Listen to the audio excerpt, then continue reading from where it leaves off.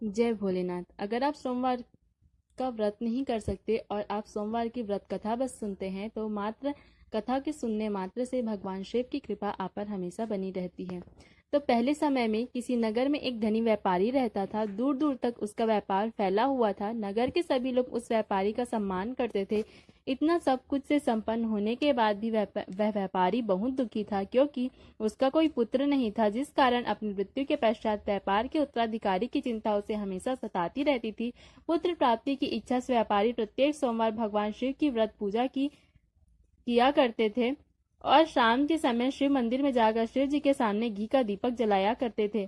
उसकी भक्ति देखकर माता पार्वती प्रसन्न हो गई और भगवान शिव से उस व्यापारी की मनोकामना पूर्ण करने का निवेदन करने लगी। भगवान शिव बोले, इस संसार में सबको अपने कर्म के अनुसार फल की प्राप्ति होती है। जो प्राणी जैसा कर्म करते हैं उन्हें वैसा ही फल प्राप्त होता है।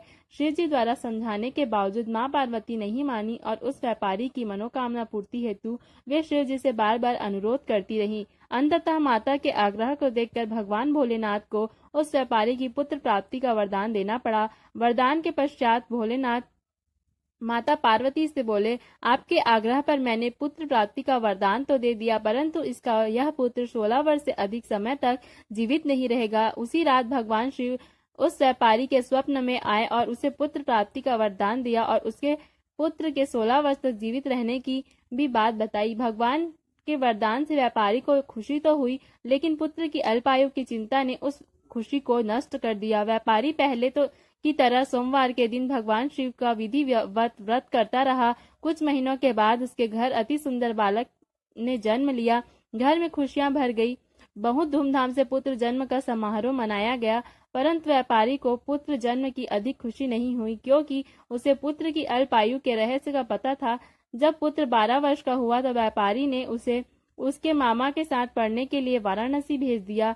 लड़का अपने मामा के साथ शिक्षा प्राप्ति हेतु चल दिया। रास्ते में जहाँ भी मामा भांजा विश्राम हेतु रुकते, वहीं यज्ञ करते और ब्राह्मणों को भोजन कराते। लंबी यात्रा के बाद मामा और भांजा एक नगर में पहुंचे। उस दिन नगर के राजा की कन्या का विवाह था, जिस कारण पूरे नगर को सजाया गया था। निश्चित समय पर बारात आ गई, लेकिन वर का पिता अपने बेटे के एक आंख से काने होने के कारण बहुत चिंतित था। उसे भय था कि कहीं इस बात का पता चलने पर राजा विवाह से इनकार न कर दे, इससे उसकी बदनामी भी होगी। जब वर के पिता ने व्यापारी के पुत्र को देखा तो उसके मस्तिष्क में एक विचार आया। उसने सोचा, क्यों न इस लड़के को दूल्हा बनाकर राजकुमारी से विवाह करा दूं। विवाह के बाद इसको धन देकर विदा कर दूंगा और राजकुमारी को अपने नगर ले जाऊंगा। वर के पिता ने लड़के के मामा से इस संबंध में बात की। मामा ने धन मिलने के लालच में वर के पिता की बात स्वीकार कर ली। लड़के को दूल्हे का वस्त्र पहनाकर राजकुमारी से विवाह करा दिया गया। राजा ने बहुत सारा धन देकर राजकुमारी को विदा किया। शादी के बाद लड़का जब राजकुमारी के साथ लौट रहा था तो वह सच नहीं छिपा सका और उसने राजकुमारी की ओढ़नी पर लिख दिया, राजकुमारी, तुम्हारा विवाह मेरे साथ हुआ था। मैं तो वाराणसी पढ़ने के लिए जा रहा हूँ और अब तुम्हें जिस नवयुवक की पत्नी बनना पड़ेगा वह कान्हा है। जब राजकुमारी ने अपनी ओढ़नी पर लिखा हुआ पढ़ा तो उसने कान्हा लड़के के साथ जाने से इनकार कर दिया। राजा सब बातें जानकर राजकुमारी को महल में रख लिया। उधर लड़का अपने मामा के साथ वाराणसी पहुंच गया और गुरुकुल में पढ़ना शुरू कर दिया। जब उसकी आयु 16 वर्ष की हुई तो उसने यज्ञ किया। यज्ञ के समाप्ति पर ब्राह्मणों को भोजन कराया और खूब अन्न वस्त्र दान दिए। रात को वह अपने शयन कक्ष में सो गया। शिव के वरदान के अनुसार सेनावस्था में ही उसके प्राण पखेरु उड़ गए। सूर्योदय पर मामा मृत भांजे को देखकर रोने पीटने लगा। आसपास के लोग भी एकत्र होकर दुख प्रकट करने लगे। लड़के के मामा के रोने विलाप करने के स्वर समीप से गुजरते हुए भगवान शिव और माता पार्वती भी सुने।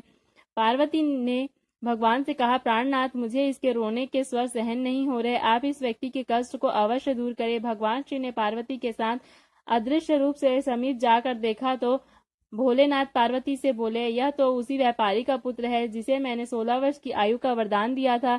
इसकी आयु पूरी हो गई है। माँ पार्वती ने फिर भगवान शिव से निवेदन कर उस बालक को जीवन देने का आग्रह किया। माता पार्वती के आग्रह पर भगवान शिव ने उस लड़के को जीवित होने का वरदान दिया और कुछ ही पल में वह जीवित उठ बैठा। शिक्षा समाप्त करके लड़का मामा के साथ अपने नगर की ओर चल दिया। दोनों चलते हुए उसी नगर में पहुंचे जहां उसका विवाह हुआ था। उस नगर में भी यज्ञ का आयोजन किया। समीप से गुजरते हुए नगर के राजा ने यज्ञ का आयोजन देखा और उसने तुरंत ही लड़के और उसके मामा को पहचान लिया। यज्ञ के समाप्त होने पर राजा मामा और लड़के को महल में ले गए और कुछ दिन पहले महल में रख कर बहुत सा धन वस्त्र आदि देकर राजकुमारी के साथ विदा कर दिया।